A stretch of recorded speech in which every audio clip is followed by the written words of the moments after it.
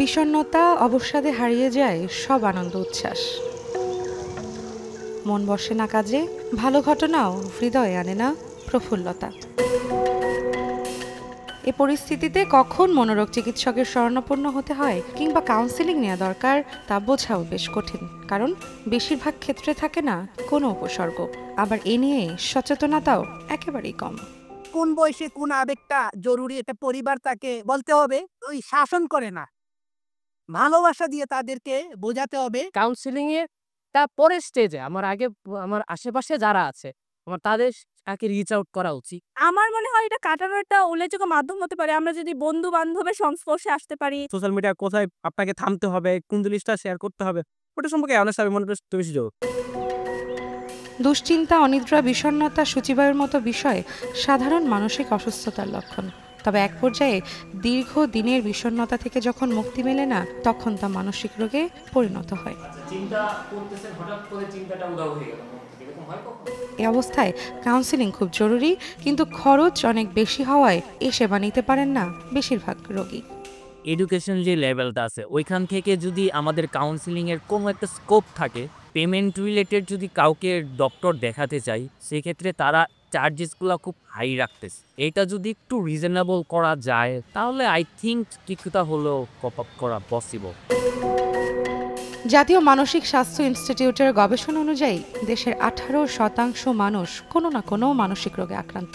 পেশাগত হতাশা থেকেও বাড়ছে আত্মহত্যার প্রবণতা। নিজের মানসিক স্বাস্থ্যের কথা কি ভেবেছেন কখনো? দেশে প্রতি 5 জন নারীদের মধ্যে 1 জন মানসিক সমস্যায় ভুগছেন। আর কর্মজীবী নারীদের কথা তো আমাদের দেশে আলোচনাই হয় না।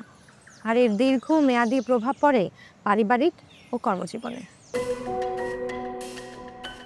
মেয়েরা বেশিরভাগ সময় তো ডিপ্রেশনে থাকে, আর কর্মজীবী নারীরা আমি মনে করি যে আরও বেশি ডিপ্রেশনে থাকে। কর্মক্ষেত্রে আমাদের কলিগরা যদি হেল্পফুল না হয় তাহলে আমাদের কাজের স্পিরিট নষ্ট হয়ে যায়, বাসায় ঠিকমতো সময় দিতে পারে না, অফিস সব কিছু মেনটেন করে নিজের জন্য ওই রকম সময়টা আসলে হাতে থাকে না। বিষণ্ণতা 2 সপ্তাহ স্থায়ী হলেই ডাক্তারের কাছে যাওয়ার পরামর্শ। বিষণ্ণতা রোগে যারা ভোগেন তাদের মধ্যে হঠাৎ করে কিছু পরিবর্তন দেখা যায়, যেমন দীর্ঘ সময় ধরে মন খারাপ থাকা, কোনো কিছুই ভালো না লাগা, কোনো কর্মস্পৃহা না থাকা, সর্বোপরি জীবনের কোনো কিছুতেই যেন আমি কোনো এনার্জি পাচ্ছি না, কোনো মোটিভেশন পাচ্ছি না। এই রোগ যদি চিকিৎসা না করা হয়, আরও যদি বাড়তে থাকে, তখন কিন্তু আত্মহত্যার ঝুঁকিও চলে আসে।